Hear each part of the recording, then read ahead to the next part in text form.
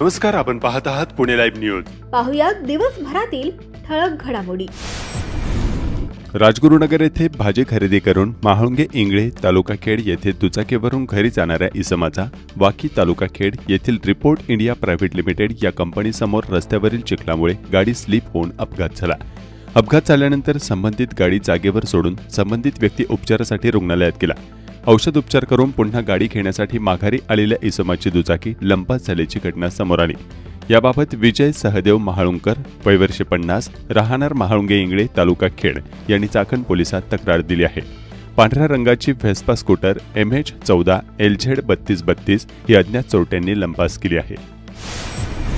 रेटवडी तालुका खेड गावाच्या हद्दीत बाबळ रोडच्या बाजूला हरिश्चंद्र रामदास पवळे वय वर्ष 28 राहणार रेटवडी तालुका खेड यांनी स्वतःचे मालकीचे 10x10 जागेच्या खोल्यामध्ये मोठ्या प्रमाणावर गॅस सिलेंडर टाक्या विनापरवाना स्वतःच्या जवळ बाळगून नागरी वस्तीमध्ये अवैधपणे साठा करून नागरिकांच्या जीवितास धोका निर्माण केला आहे. या प्रकरणी त्यांच्यावर खेड पोलिसांत गुन्हा दाखल करण्यात आला आहे.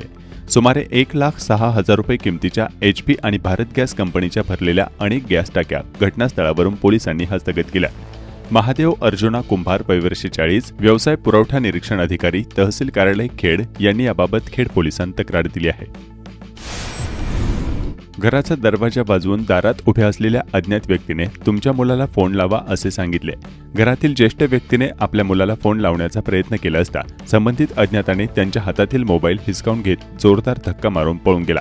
सदरची घटना मेदनकरवाडी बालाजीनगर तालुका खेड या ठिकाणी घडली.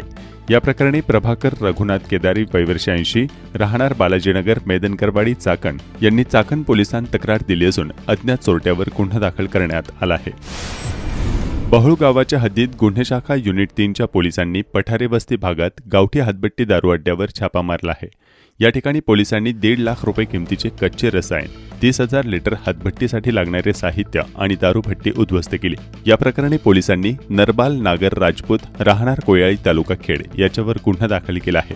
पोलिसांची चाहूल लागताच आरोपी राजपूत हा पळून गेला. या प्रकरणी गुन्हे शाखा युनिट 3चे पोलीस शिपाई रामदास मेरगळ यांनी चाकण पोलिसांत तक्रार दिली आहे. त्यावरून गुन्हा दाखल करण्यात आला आहे, तर चाकण पोलीस अधिक तपास करत आहेत.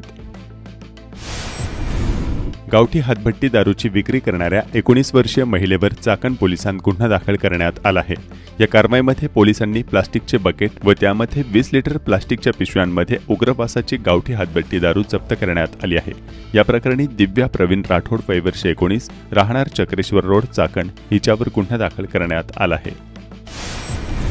चाकण पोलीस स्टेशनच्या हद्दीत रोहकल रोड शेळी मार्केट समोर प्लास्टिक पिशवीमध्ये गावठी विक्री करत असताना एक महिला मिळून आली असून चाकण पोलिसांनी तिच्यावर गुन्हा दाखल केला आहे.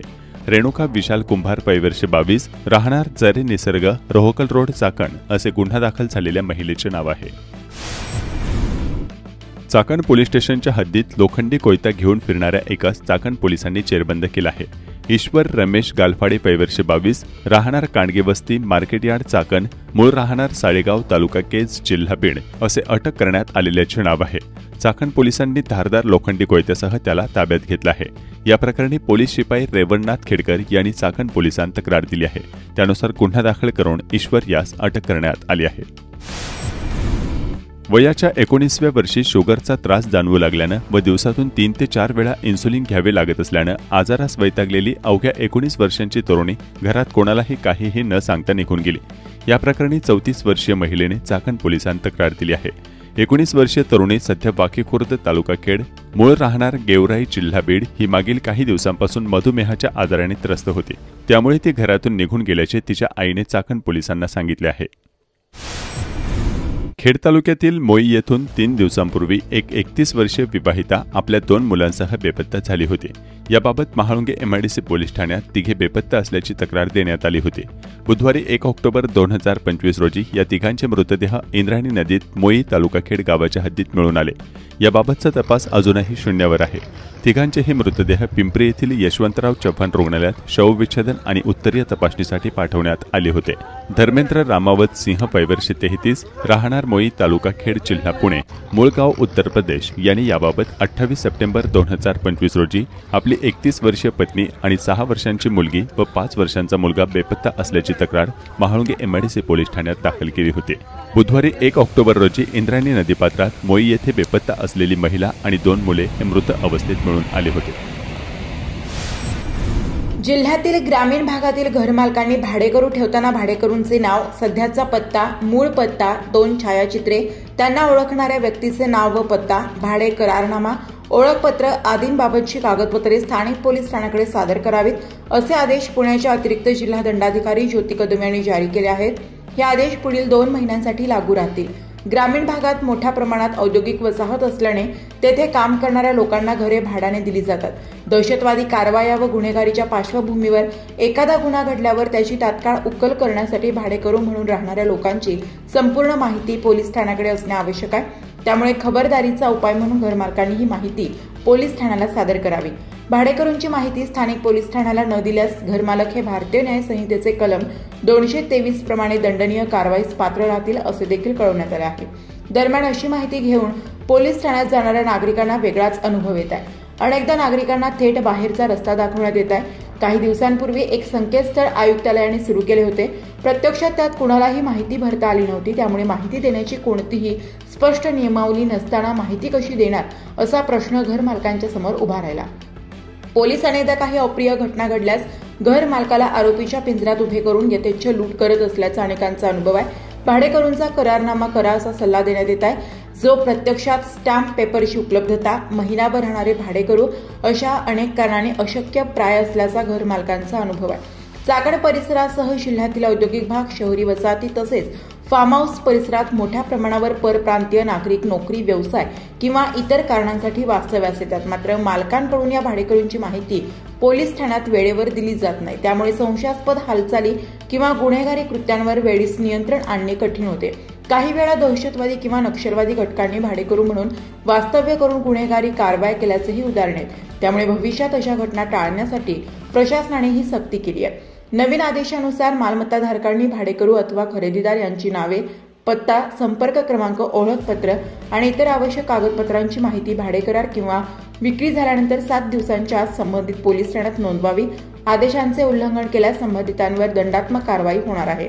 नागरिकांच्या सहकार्याशिवाय कायदा व सुव्यवस्था राखणे अवघड असल्याचे प्रशासनाचे मत आहे.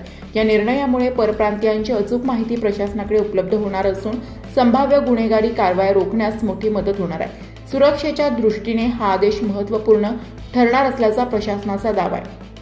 पोलीस आणि प्रशासन सगळ्या बाबी घर मालकांच्या माथी मारत असल्याचा आरोप होत आहे. कोणत्या भागात कोणत्या पार्श्वभूमीचे लोक निवास करतात आणि कोणत्या चाळीत कोणत्या राज्यातील मजूर येऊन स्थायिक झाले आहेत याचा सगळा डेटा पोलिसांकडे असावा लागेल.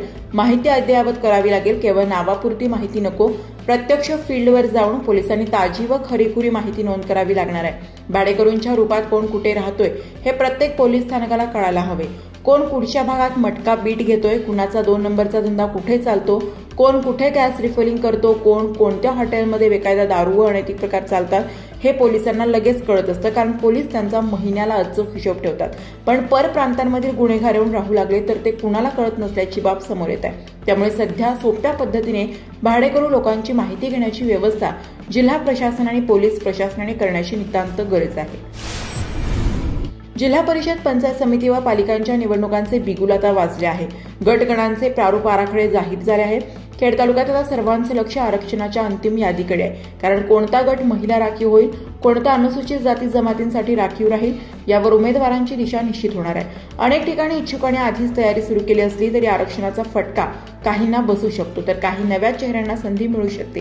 या पार्श्वभूमीवर इच्छुकांनी जनसंपर्क मोहिमा सुरू केल्या असून गावोगावी जाऊन कार्यकर्त्यांच्या बैठका घेतल्या जात आहेत.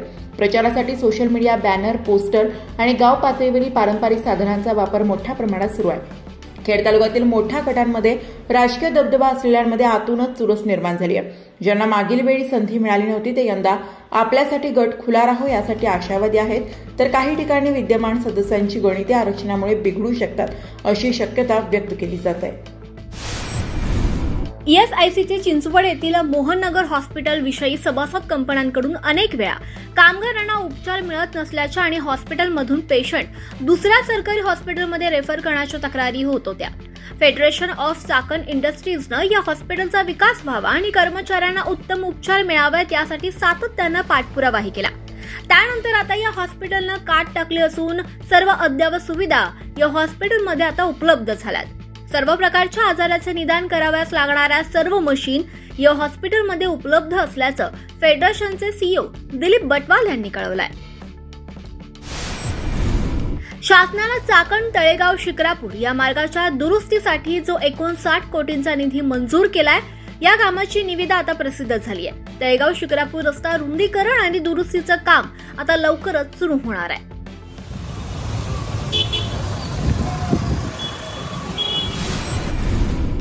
पुणे जिल्ह्यात महिला शेतकऱ्यांना भात शेतीचे आधुनिक धडे दिले जात आहेत. अशा प्रकारच्या कार्यशाळेतून महिला सशक्तीकरणासाठीची वाटचाल सुरू आहे.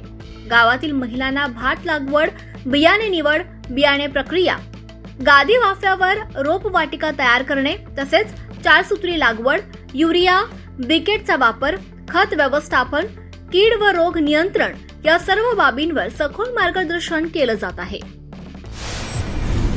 सततच्या पावसामुळे फुल बाजाराला मोठा फटका बसलाय. गतवर्षीच्या तुलनेत झेंडूच्या फुलांची आवक 20 ते 30% आता कमी झाली आहे.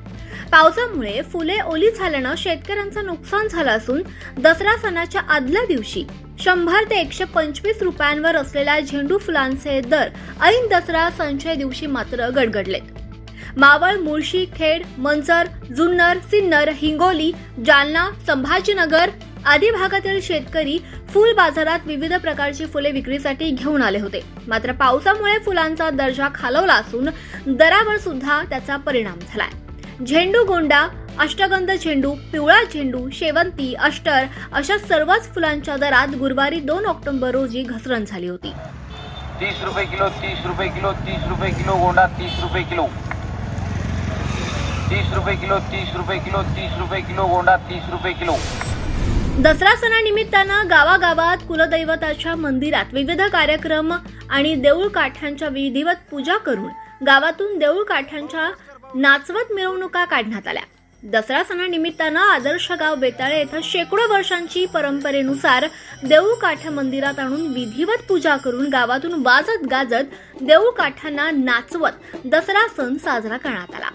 भाविकांचे श्रद्धास्थान असलेल्या श्री तुकाई मातेची मानाची काठी आज विजयादशमीच्या दिवशी सकाळी राजगुरुनगर शहरातून वाजत गाजत खांद्यावर नाचवत पारंपरिक रीतीनं श्री क्षेत्र तुकाईवाडीत आगमन झालं. काठीची विधिवत पूजा करून मानकऱ्यांनी काठी देवीस अर्पण केली आहे.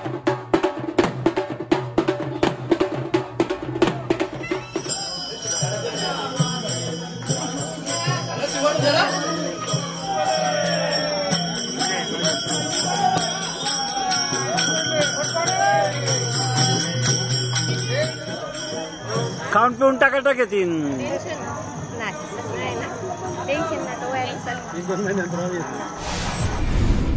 संकल्प युवा प्रतिष्ठानच्या वतीनं दत्तगिरी बाबा सामाजिक संस्था आयोजित नवरात्र उत्सवाच्या निमित्त वाहगाव येथे महिलांचा मोठा प्रतिसाद मिळाला. पुणे नाशिक महामार्गावर चाकणमधील आंबेठाण चौकाच्या लगत असलेल्या उड्डाण पुलाच्या खाली अत्यंत धोकादायक खड्डे पडलेत. यात अनेक जण अपघातग्रस्त होत आहेत. एक संपूर्ण कुटुंब या खड्ड्यात अपघातग्रस्त झालंय.